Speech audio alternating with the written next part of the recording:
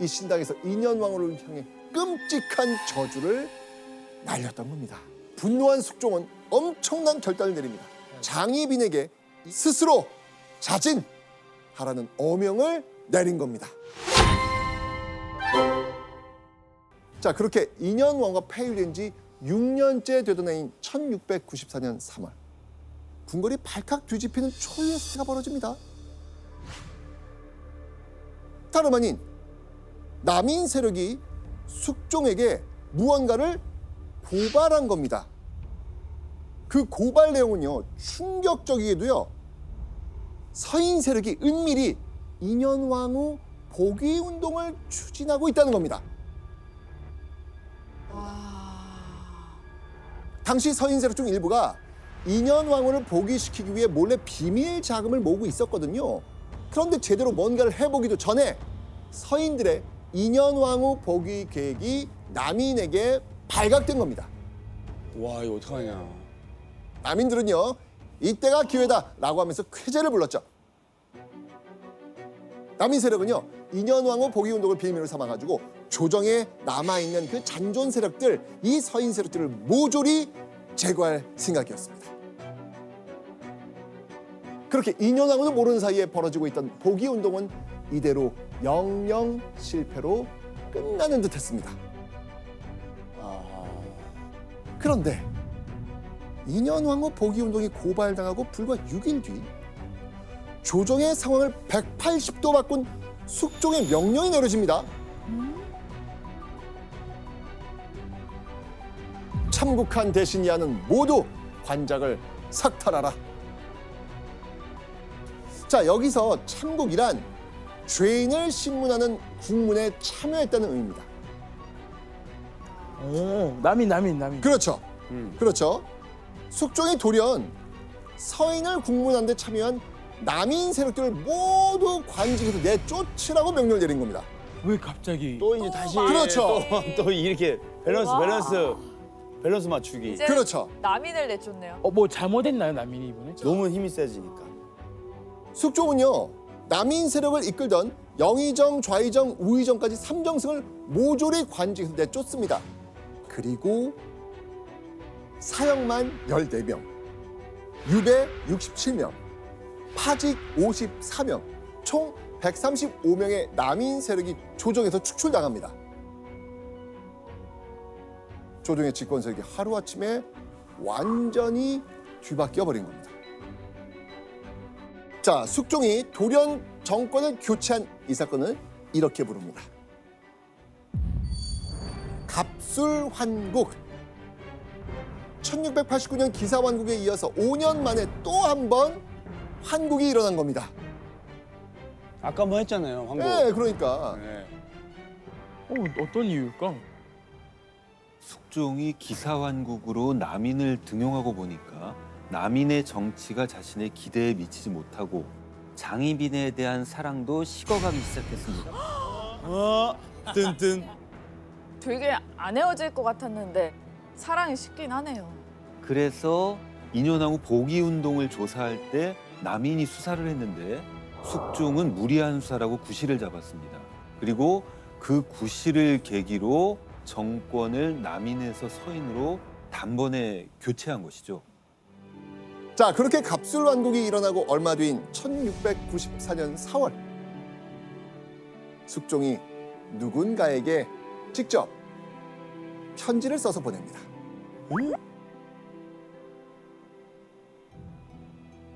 그립고 답답한 마음이 세월이 갈수록 깊어져 때때로 꿈에 만나면 그대가 내 옷을 잡고 비오듯 눈물을 흘리요.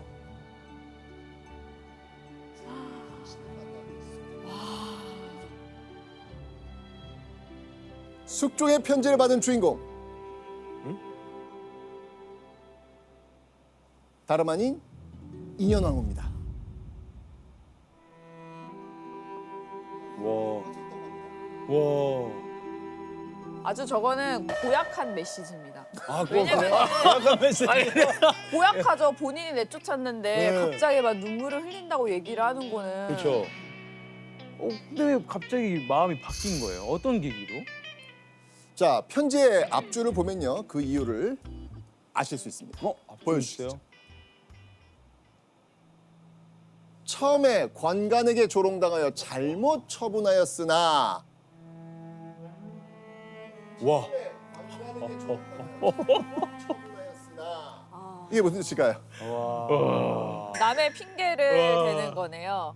그러니까 자신이 간신들의 꿰매 빠져 농락당하는 바람에 인현 왕후에 대한 잘못된 처분을 내렸다고 지금 변명을 하는 거예요. 황국은 자기가 있잖아요. 그렇죠.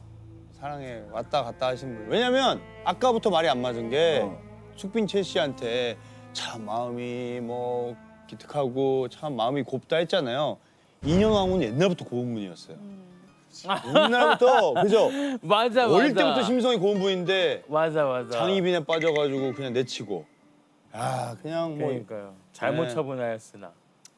아이고. 숙종이 쓴 편지에는 인현 왕후를 패배시킨 것에 대한 깊은 후회와 그리움이 담겨 있었던 겁니다. 가장 중요한 계기는 갑술환국으로 남인을 내치고 보니까 남인의 지지를 받던 장희빈 역시 중전 자리에서 몰아내고 인현왕후를 복위시켜야겠다고 생각하게 된 겁니다. 그래서 자신의 뜻을 인현왕후에게 전달하기 위해서 간곡하고 감정이 듬뿍 들어간 편지를 보냈던 겁니다. 자, 그렇다면 패위된 지 6년 만에 남편 숙종의 편지를 받은 인현 왕후의 심정은 어땠을까요? 한 번 잘못된 사람은 안 바뀐다. 안 바뀌어요. 안 바뀌어. 그리고 믿음이 안 가죠. 안 가죠. 맞아요. 당연히 뭐 폐위되고 나서 뭐 쌀을 준 것도 아니고 옷을 챙겨줄 것도 아닌데 갑자기 이런 태도를 비치는 거는 전혀 신뢰감 있는 행동이 아닐 것 같아요. 맞아요. 인현 왕후에게 편지를 보낸 후 숙종은 조정신료들에게 이런 어명을 내립니다. 인현 왕후의 거처를 창덕궁 별궁으로 옮기라. 숙종이 인현 왕후를 궁궐로 다시 불러들인 후 중전의 자리에 복위시킬 계획을 내비친 겁니다. 인현 왕후를 복위시킬 준비를 마친 숙종은요, 궁궐로 돌아오겠다라는 긍정의 뜻이 담긴 인현 왕후의 답장을 기다리고 있었습니다. 인현 왕후는요, 편지를 읽자마자 곧바로 답장을 써서 숙종에게 보냅니다. 자, 인현 왕후가 쓴 답장 너무 궁금하시죠? 네. 너무 궁금해요. 네, 답장 예원 씨가 한번 읽어주시죠. 아, 이 죄명을 지고도 곧 죽지 않고 사람 사는 세상에서 낯을 들고 사는 것이 한스러울 뿐입니다. 편히 사는 것도 이미 스스로 분수에 지나치거니와 별궁에 이처하라는 명은 더욱이 천신이 받들 수 있는 것이 아닙니다. 지금 예원 씨 마음이랑 같은 마음인 것 같은데? 굉장히 저의 마음보다는 순화되어 있어요. 아, 그래 순화돼 있죠. 하지만 같은 방향이에요. 그럼요, 절대로 받들지 않겠다. 우와. 맞습니다. 그동안에 한 맺힌 세월이 있는데 그럼. 맞아. 인현 왕후가 숙종의 뜻을 쉽게 받아들일 수 없었던 것, 그건 아닐까요? 그럼요. 그렇죠. 하지만 인현 왕후의 대찬 거절에도 숙종 포기하지 않습니다. 숙종은 애타는 마음을 담아 인현 왕후에게 두 번째 편지를 또 보냅니다.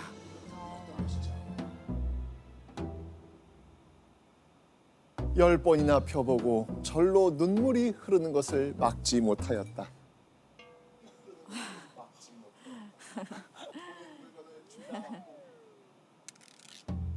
보낸 물건을 죄다 받고 또 몇 글자로 회답하기 바란다.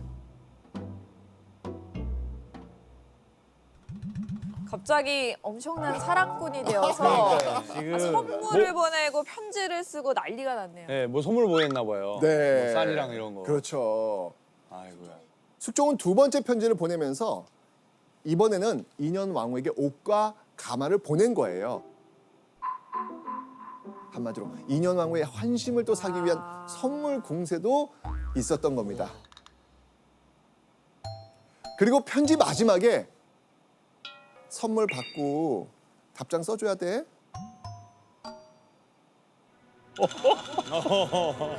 야 이게 참 이게 세월이 네. 몇백 년 전이나 지금이나 왕이나 백성이나 남녀 관계는 다 비슷한 것 그죠? 같아요. 예. 네, 예. 맞습니다. 야 참. 숙종의 두 번째 편지를 읽은 인현왕후 곧바로 답장을 써서 궁궐로 보냅니다.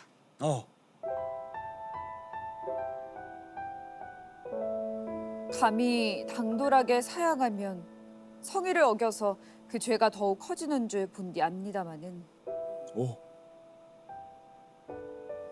다 분수에 넘쳐 감히 감당할 수 없는 것이므로 끝내 받기 어렵습니다.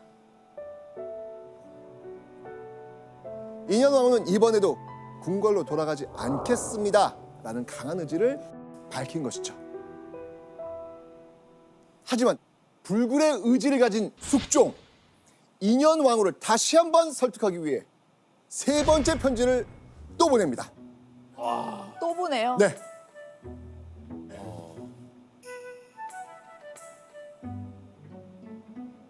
숙종이 세 번째 편지를 보내오자 인현왕후는 더 이상 숙종의 뜻을 거절하기 어려웠습니다. 1694년 4월 12일 인현왕후는 6년의 세월을 뒤로 하고 초라한 자신의 사가를 떠납니다. 이때 숙종은요 창덕궁 별궁 앞에서 인현왕후가 도착하길 애타게 기다리고 있었습니다. 마중? 네, 이야. 마중 나가야죠. 3번이나 보내고 했는데. 그리고 마침내 인현왕후의 가마가 별궁 앞에 도착합니다.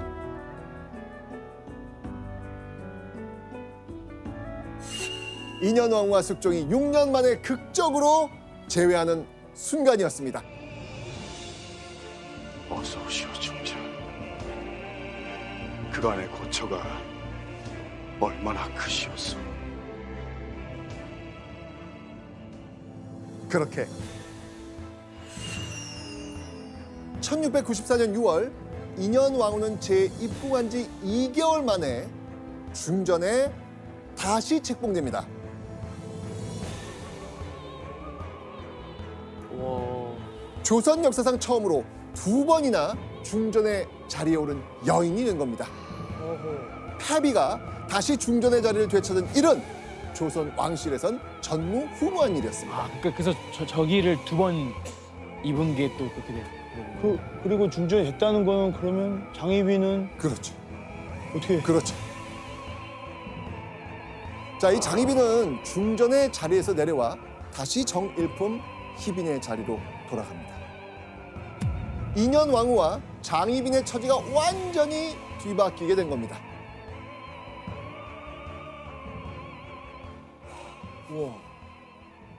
다시 부부가 된 숙종과 인현왕후의 사이는요 그 어느 때보다 화목했습니다. 그런데 어느 날 인현왕후를 소름 끼치게 만드는 무서운 일이 중궁전 한 복판에서 벌어집니다. 자, 대체 인현왕후에게 또 무슨 일이 생겼는지 예원 씨 한번 그 기록을 읽어주시죠. 나 궁금한 게 너무 많은데 나.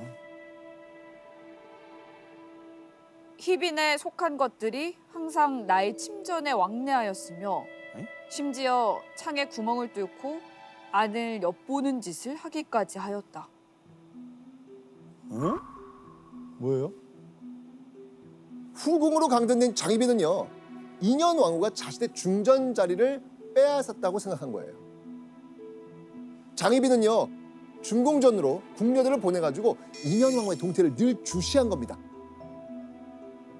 심지어 이 장희빈의 궁녀들은요 창호지에 구멍을 뚫고요 인현왕후가 머무는 거처를 엿보는 이런 대담한 행동까지 합니다.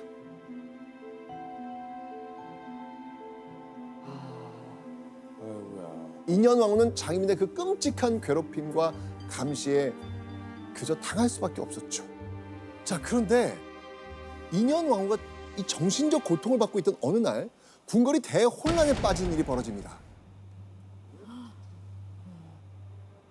인현왕후가 극심한 고통을 호소하며 쓰러진 겁니다. 어. 네, 사실 인현왕후는요 보기 전부터 몸과 마음이 모두 피폐해진 상태였습니다. 1년 동안 병을 앓던 인현왕후가 결국 세상을 떠난 겁니다. 들어오고 나서 네. 당시 인현왕후의 나이는요 고작 35살. 너무나 젊은 나이였죠. 남편 숙종이 주도한 정쟁에 휘말려 평생 온갖 수난을 겪었던 인현왕후의 씁쓸한 죽음이었습니다.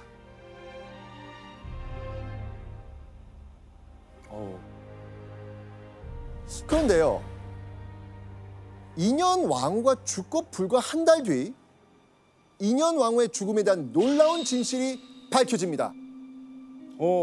바로 장희빈이 인현왕후를 저주해서 목숨까지 잃게 했다는 것이었죠.